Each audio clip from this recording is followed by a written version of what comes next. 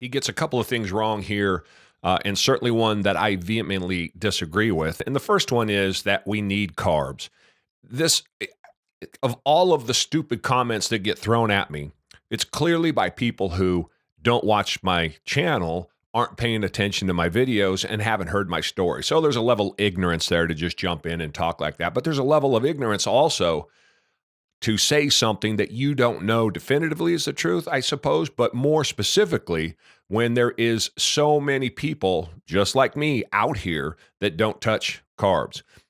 I couldn't tell you the number of grams of carbs I've had in the last 16 months, but it's next to nothing. I can tell you that for the last 45 days, I've had zero. I can tell you that since the first of the year, maybe I've had 300. I mean, it's just, and it's carbs that you might find in an egg, something along those lines. It's just, I eat zero carbs.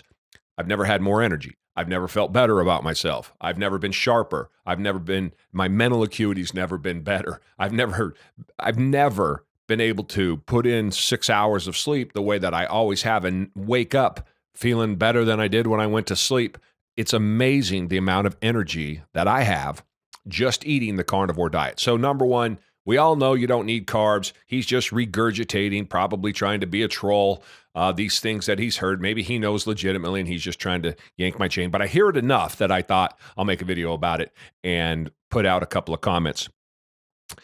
The second thing is certainly we need fats and proteins, but this isolated diet theory, okay, I've been on it for 16 months. So this is another thing that's thrown at me all the time. Jerry, it's not a sustainable diet. That's fine for you.